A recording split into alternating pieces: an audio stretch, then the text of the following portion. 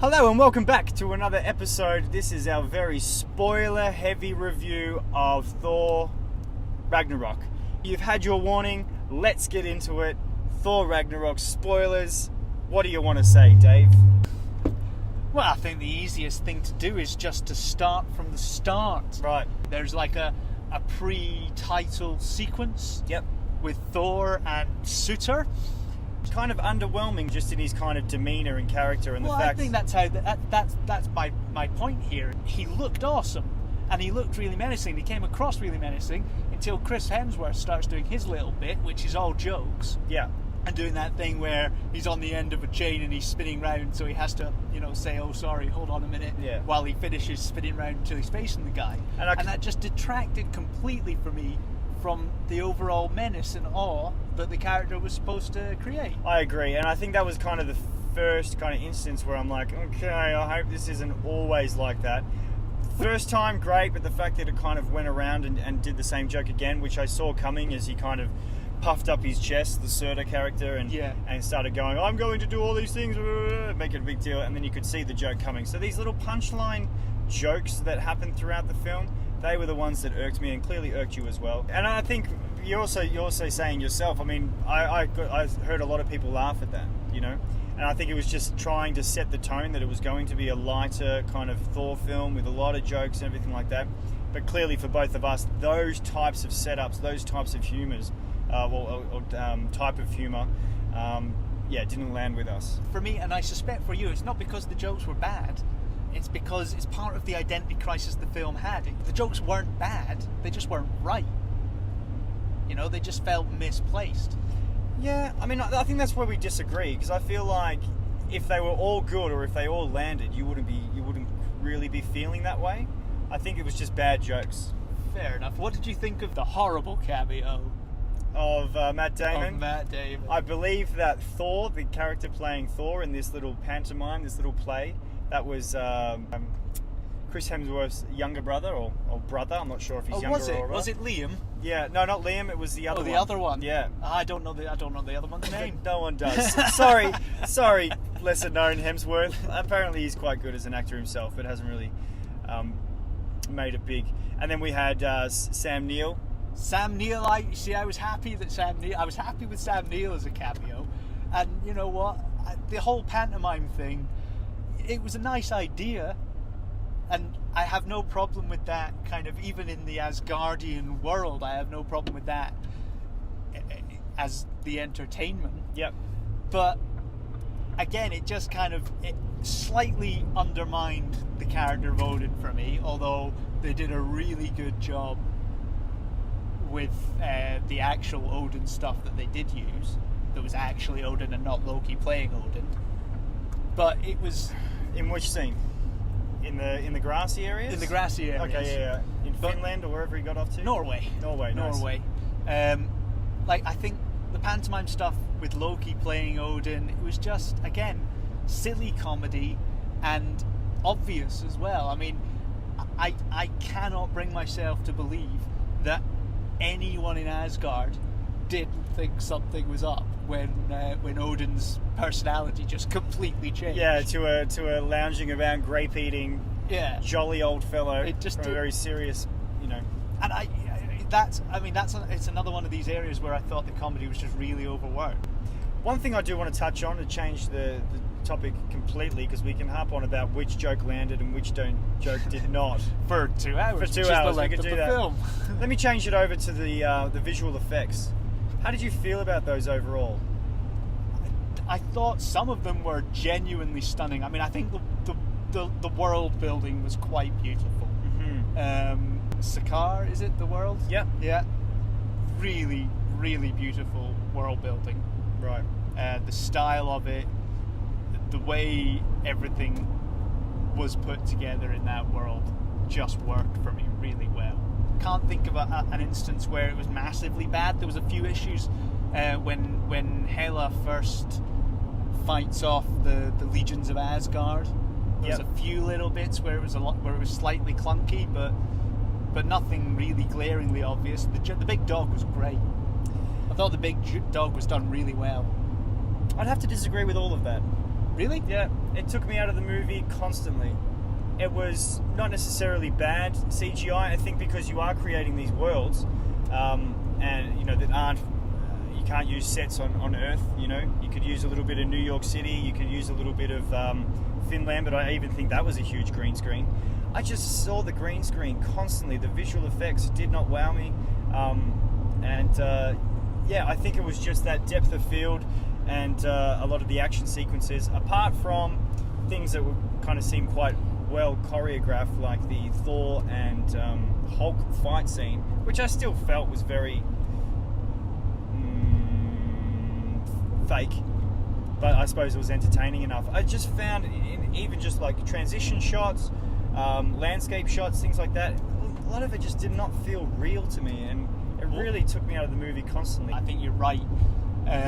The transitions, like when they're on Sakaar and you've got the big sweeping world shots, all looks great. Yeah. But then the sets were very small, and you could see that they clearly didn't want to make them too big because they wanted to actually build them, and they couldn't.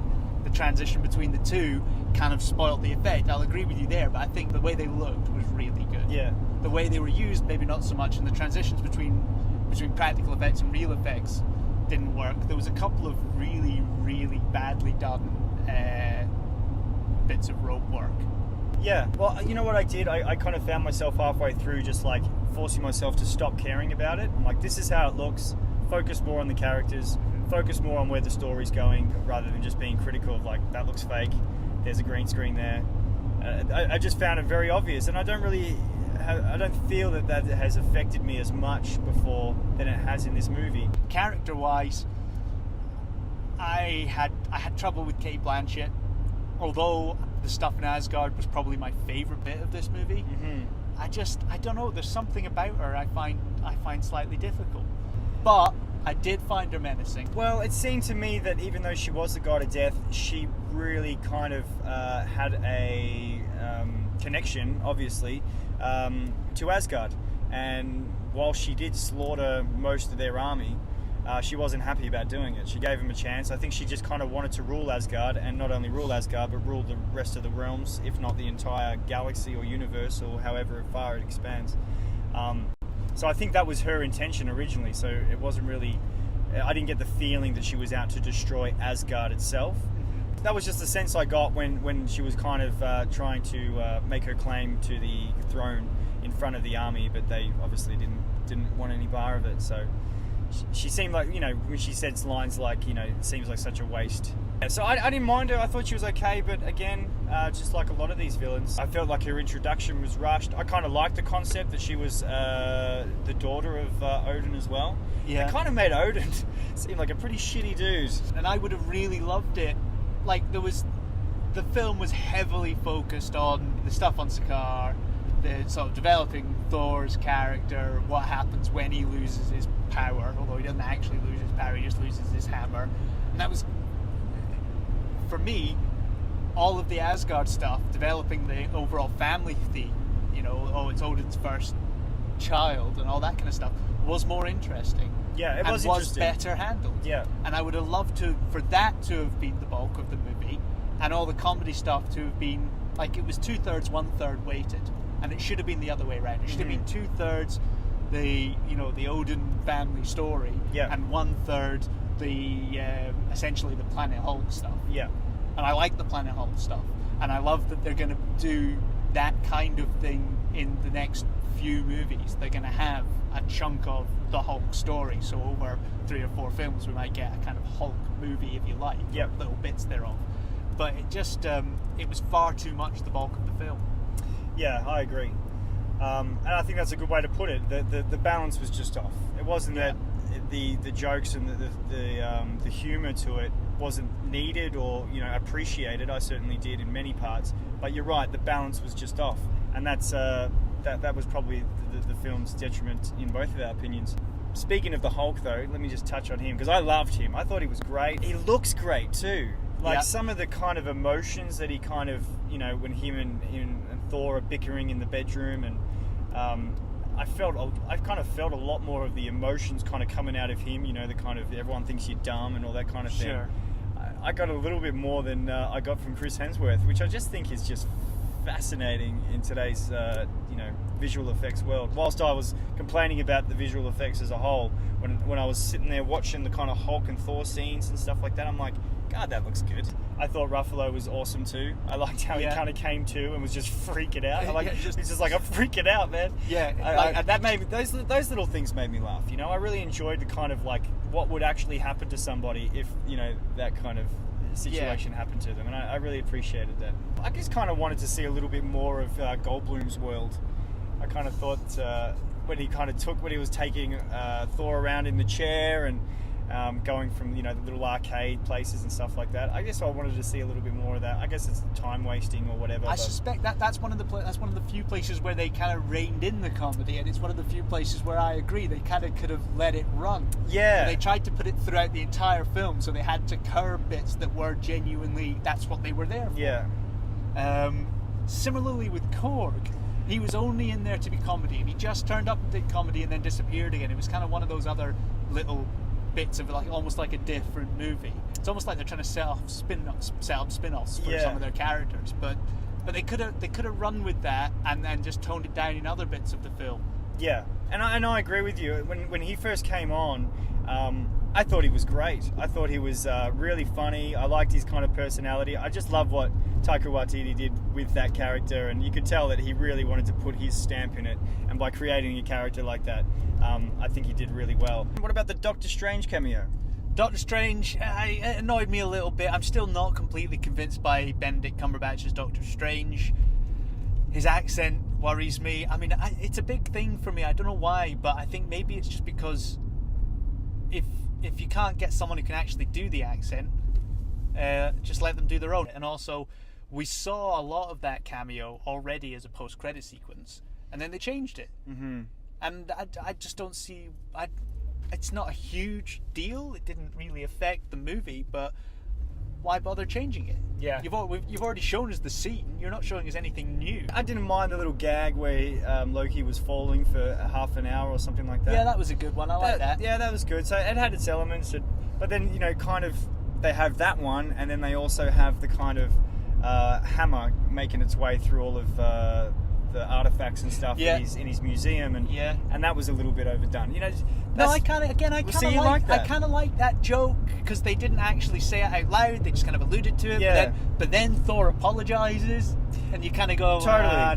Now you've ruined it. Exactly. It didn't land for me because I thought it just went a little bit too long. Like if it, all the crashing around, I guess it's the inconsistencies. The hammer can travel at light speed, it seems, but it takes a long time for it to get through. And they also turned it into upstairs. They also turned it into an umbrella.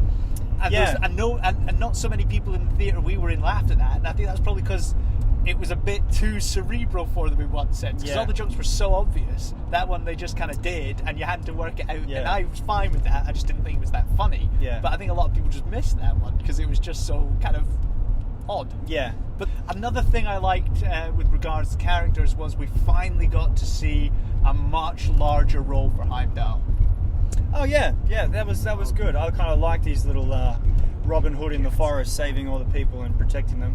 That was really cool. It was good that he had a bigger part to play. I thought he would. I like the character. I really like Idris Elba. I think they needed to use the character, and I think they used him quite well for what they did with him.